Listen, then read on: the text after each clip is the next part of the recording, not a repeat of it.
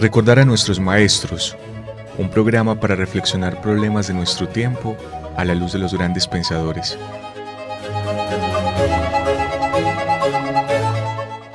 Dirección: Carlos Mario González, profesor de la Universidad Nacional de Colombia, sede Medellín.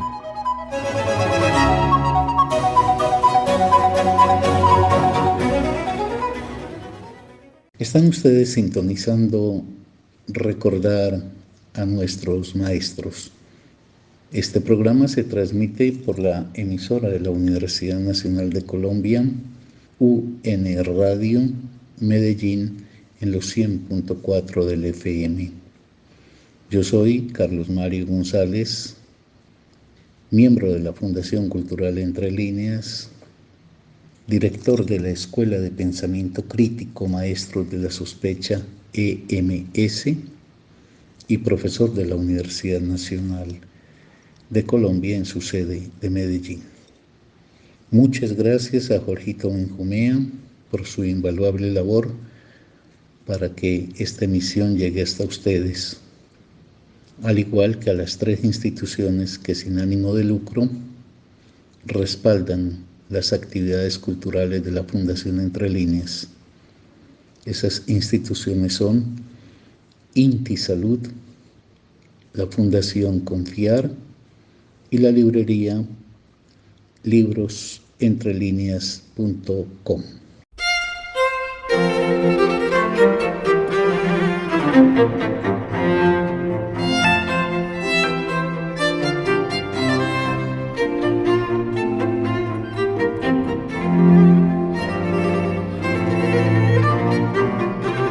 Serie La EMS al Rincón de Pensar. Semana número 17. Título de la emisión de hoy: El cristianismo como exaltación de la ignorancia, de la irracionalidad y de la sumisión.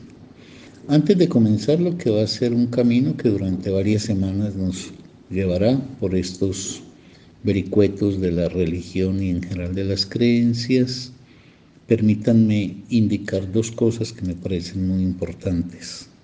En primer lugar, que mi discurso, mis planteamientos, mis razonamientos tendrán siempre para mí una exigencia primera, la del respeto profundo a los creyentes.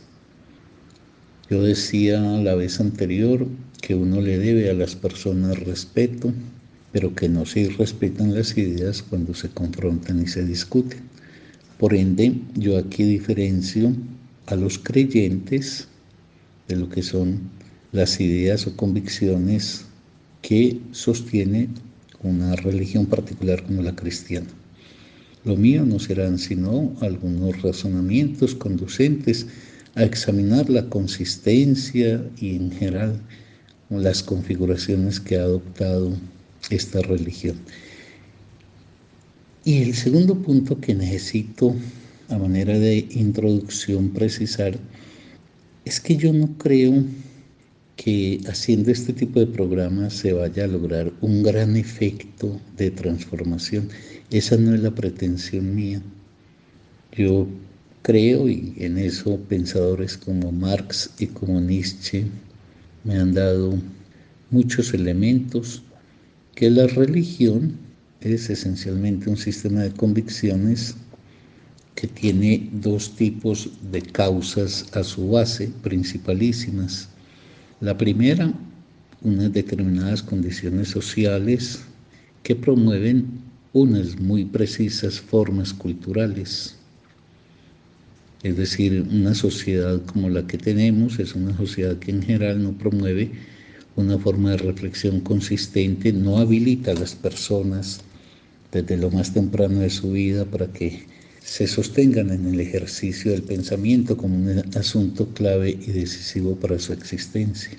Y con Freud he entendido que la religión arraiga en el suelo de lo inconsciente, allí donde ésta satisface, bajo la forma de ilusiones, las angustias que habitan al ser humano en relación a su precariedad, en relación a una serie de preguntas que lo asolan y que tienen que ver con su destino, es decir, con la muerte, con el estado de indefensión en que nos encontramos, de vulnerabilidad, etc. Entonces esto tiene raíces socioculturales muy importantes que será menester transformar si se quiere, por ejemplo, irle quitando el suelo a la creencia religiosa, y razones subjetivas propias de la historia personal de cada sujeto, que será también necesario que, alimentadas estas condiciones subjetivas por una sociedad que promoviese una cultura que desde lo más temprano de la vida fomentara en los seres el razonamiento, el estudio y en general el pensamiento, pues pueda encontrarse un posicionamiento ante la existencia caracterizado por la aceptación del ser humano de sus limitaciones, por el carácter maravillosamente absurdo de su existencia, absurdo en el sentido de que nada nos garantizaba que estuviésemos en la vida, nadie nos marcó ese destino, nadie nos aguarda al cabo de ella.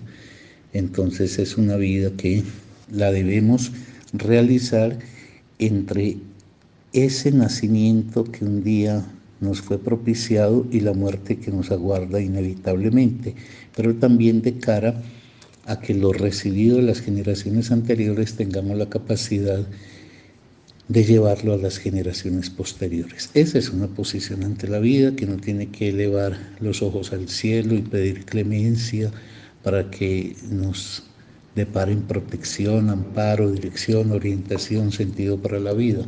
Pero ya dije que alcanzar esta segunda posición es una conquista política en gran medida, porque tendrá que ver con generar una sociedad que le dé más valor al conocimiento y que permita desde muy ligero que las gentes se pongan en relación con el saber, con la reflexión, etc. Entonces, en este segundo punto, lo que quiero decir es que yo no espero pues generar grandes efectos. Y si me preguntan entonces por qué haces el programa o la serie que tendré pues con este tema, yo diría que lo único que quiero es inquietar que quienes adoptan una posición atea puedan entonces encontrar eventualmente, y ojalá sea así, mejores asideros para esa posición.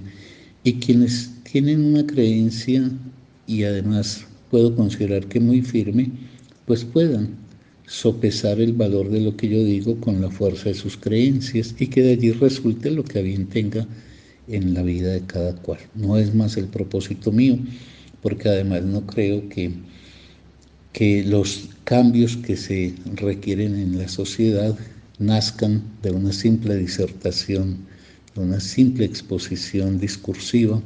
Creo que esto es mucho más complejo, y que un tipo de programa de esto no es sino aportar un pequeño granito de arena para alimentar vía la reflexión en las personas la toma de una posición más consolidada con respecto a todo aquello que lo afecta en su condición de ser humano.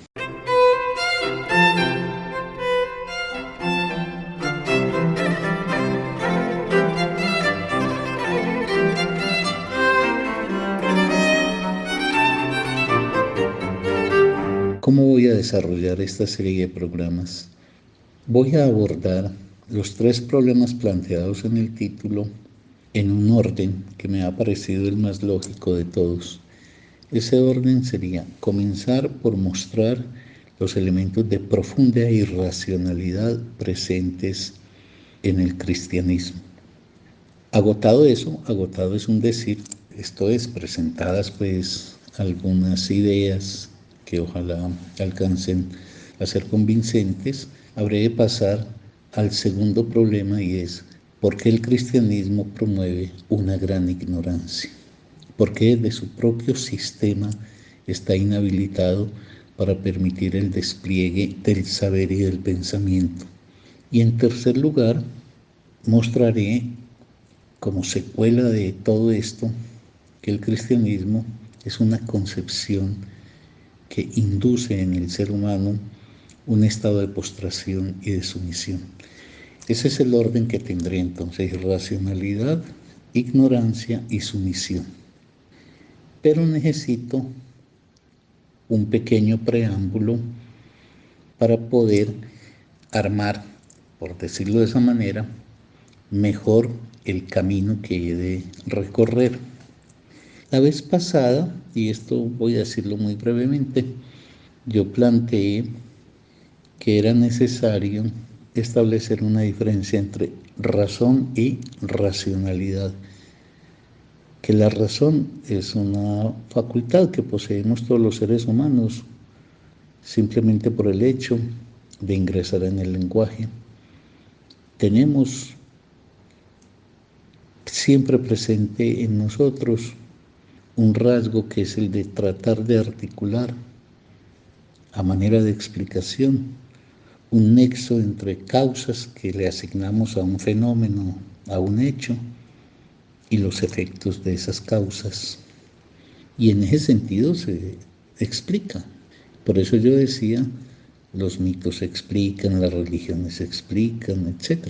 Si yo tengo interés en saber por qué el cristianismo triunfó en la cultura occidental y hoy es la religión de más de 2.000 millones de personas, un cristiano, si yo pregunto eso, un cristiano podrá decirme que lo que pasa es que ahí está precisamente Dios haciendo presencia y mostrando efectivamente que su designio es que la humanidad finalmente atienda el culto a Él. Eso es una explicación. ¿Por qué el cristianismo triunfó? Pues porque Dios lo designó. Ahora, un historiador que quiere examinar qué es lo que podría presentarse como elementos que se configuraron, se articularon y finalmente condujeron al triunfo de la concepción cristiana, tendrá otro tipo de explicación, es decir, otro tipo de causalidad. Entonces, para no quedarme más en esto, lo que yo quería decir es que la razón es un ejercicio que siempre despliega el ser humano. La racionalidad es una forma muy específica de la razón, una conquista de la humanidad que tiene unas características muy propias y que ya no, la racionalidad es consecuencia del mero estar en el lenguaje, sino que es efecto de un logro que alcanza una cultura. Voy a acudir por un momento en esta introducción a un planteamiento que hace Estanislao Zuleta, que creo que nos puede servir de marco general para el desarrollo de la reflexión posterior en torno a esa tripleta de problemas en que el cristianismo finalmente sume al ser humano, a esa tripleta que está constituida por la irracionalidad, por la ignorancia y por la sumisión. Estanislao Zuleta, en un texto muy bello que él tiene, que se llama Lógica y Crítica, pero también en otras partes, ha tratado de hacer una precisión sobre lo que es la racionalidad y lo ha planteado bajo un estandarte que él considera fundamental, que todo hombre y mujer de nuestra época debería proveer, y es la capacidad crítica. Pero la crítica va a estar inmersa en el ejercicio de la racionalidad. Entonces voy a tratar de explicar esto de la forma más clara que me sea posible. Zuleta dice que el ejercicio primero que hay que hacer cuando se quiere acometer el examen de algo en términos racionales, en términos de la racionalidad, que la exigencia primera de la racionalidad es el acatamiento de la lógica. Zuleta habla de dos exigencias. La primera, el acatamiento de la lógica. ¿Qué es la lógica? La lógica es un elemento sustentatorio de la posibilidad de discurso que tiene el ser humano cuando éste quiere alcanzar una forma rigurosa. Por ejemplo, La lógica reclama el acatamiento por todos los que hacemos uso de la palabra en cualquier instancia donde nos encontremos, una instancia pública, pero también en la vida personal. La lógica reclama, en primer lugar, acatar el principio de no contradicción. Es decir, que cuando uno discursa, tiene que cumplir con que ese discurso no implique en su desenvolvimiento contradicciones. Cuando nos recuerda Zuleta, evocando a los griegos, dos proposiciones son contradictorias, porque esto va a ser muy importante para examinar el tema de la religión, porque yo voy a mostrar que la religión se inmersa en un verdadero mar de contradicciones. Y si los seres humanos pasamos por alto esas contradicciones, quiere decir que la religión ha logrado infiltrar en nosotros una actitud por la cual desapercibimos un principio fundamental de la racionalidad, como es aquel de acatar la contradicción como principio, es decir, estar atentos a eso. Cuando dos proposiciones son contradictorias, nos dice Stanislao, y piensen ustedes y tradúzcanlo a ejemplos de su vida personal.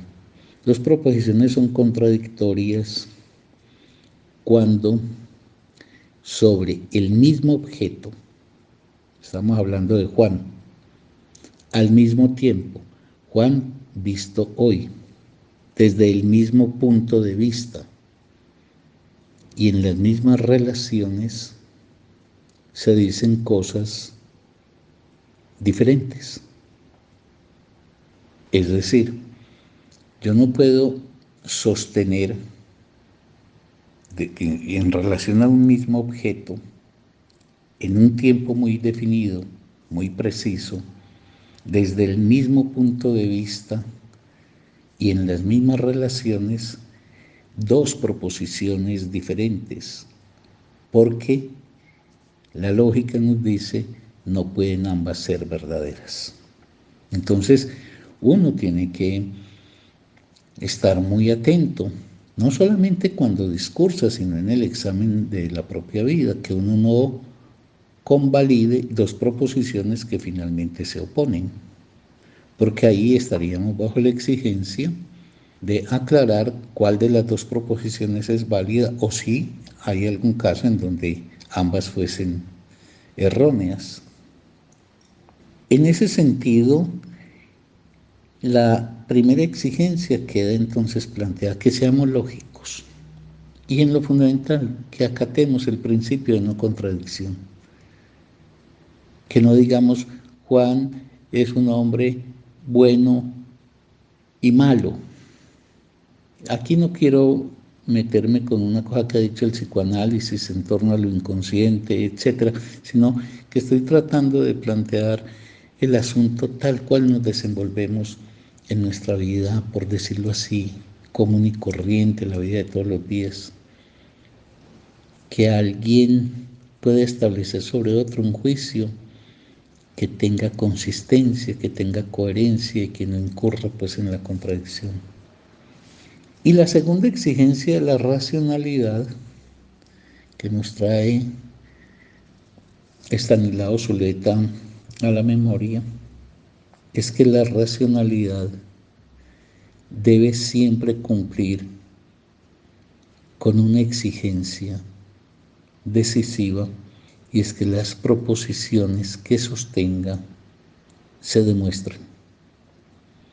Es decir, la racionalidad nos reclama que tengamos elementos probatorios de las afirmaciones que hacemos, que no sean afirmaciones caprichosas, afirmaciones dichas al desgaire, sino que tengamos una exigencia, no solamente en la relación con los demás, sino con nosotros mismos, de que esas proposiciones, esas afirmaciones de las cuales estamos persuadidos, las podamos emitir o permitamos que dirijan nuestra vida porque tenemos elementos de sustentación para validar por qué esa proposición y por qué no otra.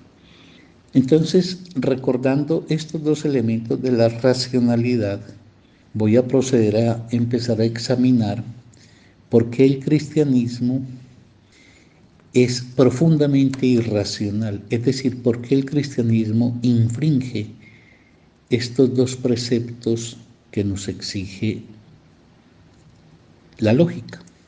El precepto de no contradicción, mostraré, por ejemplo, cómo el discurso cristiano es un discurso que se sumerge en contradicciones insalvables, insolubles. Y voy a tratar de mostrar también que muchas de las cosas que dice son cosas que carecen del más elemental rigor y de la más elemental prueba sobre la validez de eso.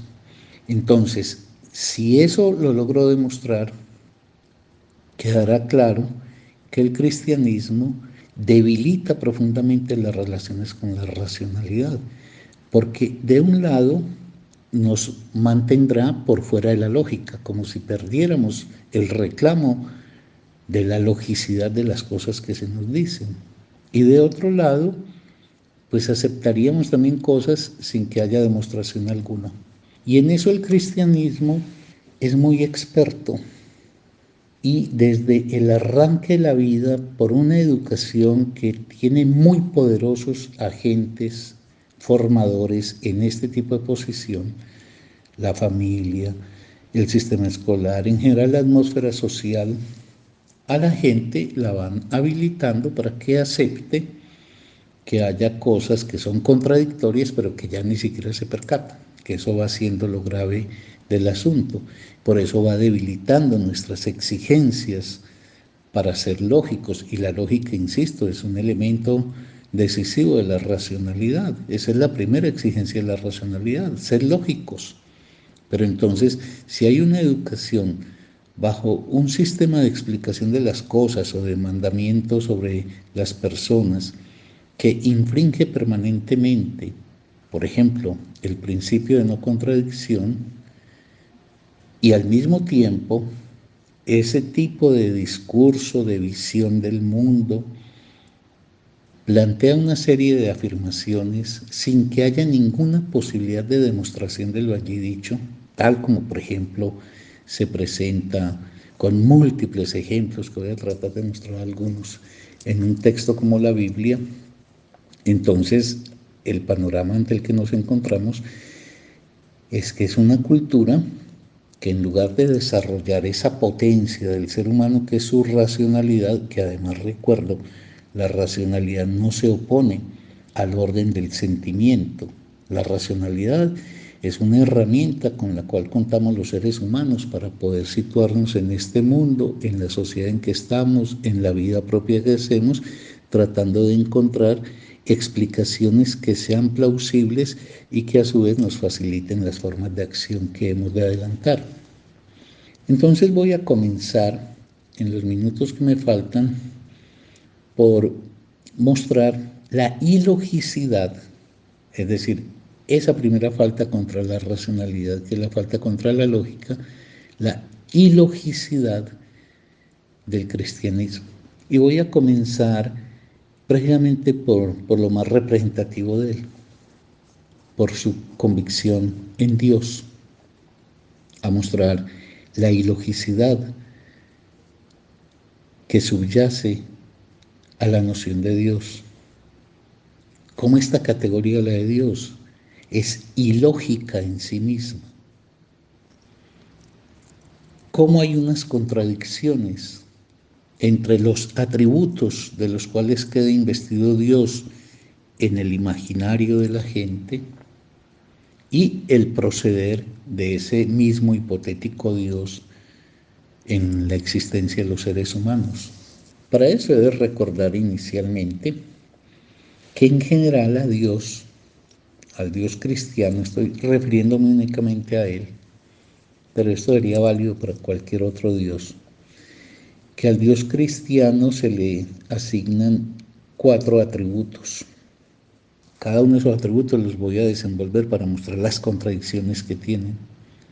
Y por ende, si fuésemos entonces racionales, ante la ilogicidad que nos presentaría una serie de atributos que demostrarían también su contradicción, pues se nos reventaría inmediatamente la aceptación de una figura como esa. Pero si la gente acepta la figura divina es o porque no se percata de las contradicciones o se desentiende completamente de ellas, o porque es tan poderosa esa convicción que tiene que aunque se percate, ya acepta que la vida se ha de desenvolver sin que los seres humanos tengamos la posibilidad de exigir que aquello que se nos ofrece en la formación, etcétera, se corresponda con alimentar las mejores fuerzas del entendimiento que podemos alcanzar los seres humanos, porque no tenemos para vivir sin las fuerzas con que contamos. Y una de esas fuerzas muy importantes es precisamente la posibilidad de pensar, pero para pensar es menester, entre otras cosas, razonar, y para razonar es imprescindible, un razonar pues que se despliegue por las vías de la racionalidad, es imprescindible, como he dicho ya suficientes veces, el acatamiento de la lógica.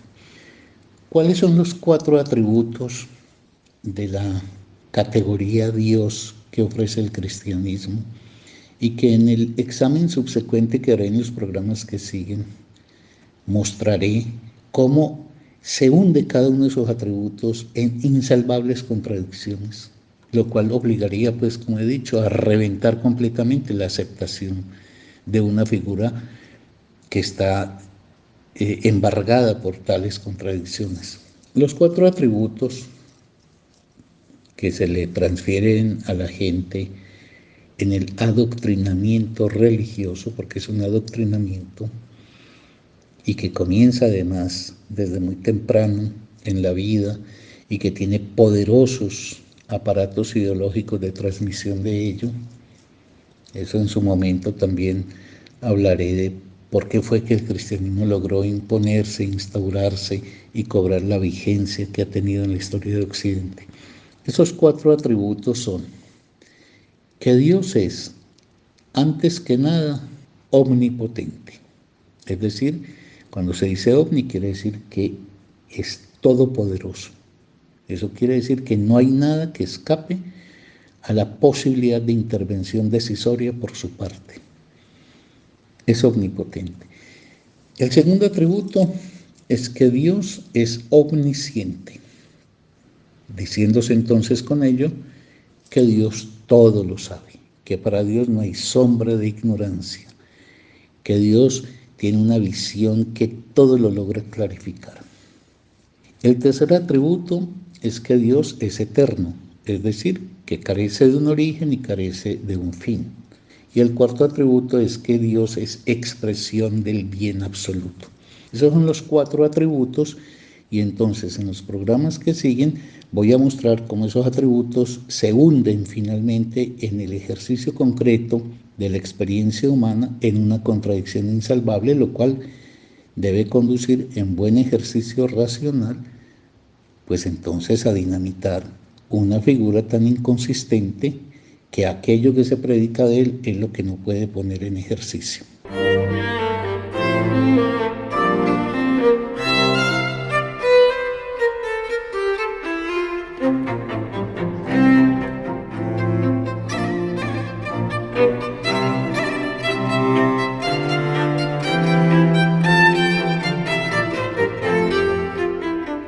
Pero bueno, hemos llegado al final por el día de hoy, de tal manera que dejemos para la próxima ocasión la continuación de esta reflexión.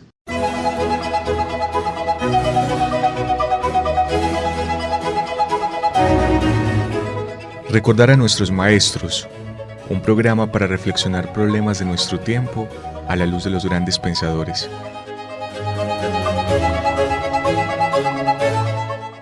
Dirección: Carlos Mario González, profesor de la Universidad Nacional de Colombia, sede Medellín.